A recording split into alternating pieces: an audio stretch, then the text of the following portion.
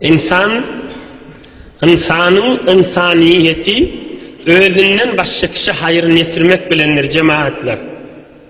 Bir vaqtda bir pirin yanına bir murşid, bir pirler oluya kol veriliye, bir pirin yanına biri barıptır, men sofu olacak diptir, kol verecek diptir. Oham piri, ol murşid, ol Hudaýyň dostu, meselen şoň elinden tutmaly, iman kelimesini aýtdyryp, oham şoňa zikir buyurmaly, şonu aýtyp kessin. Ama ol pir, bu adamın ahlagyny, kılıgyny, on görüp duran ýagdaýyndan şoň öz halyna göre bir ders aýdypdyr. Ol ders maňa we saňa ders. Jana ol diýipdir. Sen koluň maňa berjek bolýaň diýipdir. Koluň Hudaýa berseň bundan gowdamy diýipdir. Onu belki olan aýdypdyr.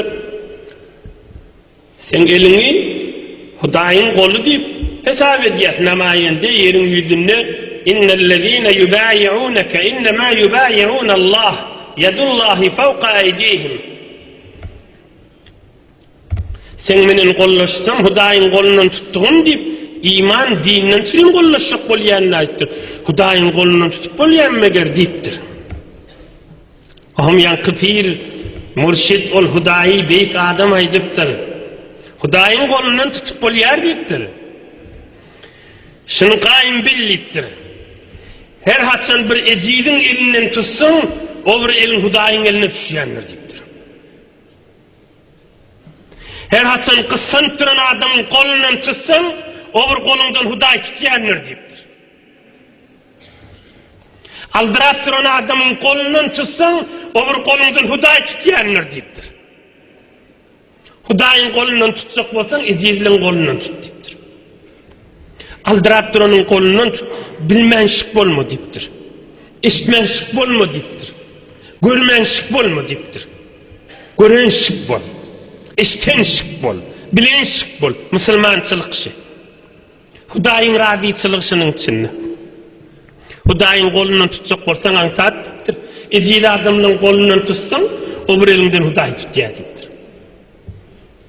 İhlas bilen gelipsin, bunu düşündirecek bolýardyr da. Sünnet diýip gel gollaşaýlypdyr. Ondan soň aýtypdyr. Gow zihnini, pikirini goýjak bol. Hazreti Sa'di aleyhirrahman beytini okuyan Ibn al-Kidaynah. Kulunki destas khali bekan, diger key berari tu destas kefen. Can oğul, can dostum, şumhal elinma bir ağın turan benden tikenini ayır, qiyinçiliğini ayır, bir hoş et yüreğini. Kulunki destas khali bekan, şumhal elinma bir aldırap duran adamın aldıramasına kömekleş, aldıraması azalşsın ya ayırşsın. Tarafın tikenini ayır, ağın yan yerini köşt, hayrın getirdiği de kununki destas haribiken ah diger keyberari tu destas kefen ölümde kabirden çıkarıp elin menen halkın tikenini ayırıp bilmeyeceğine belli de deyiptir. Fırsatın baka hayrın getirdi.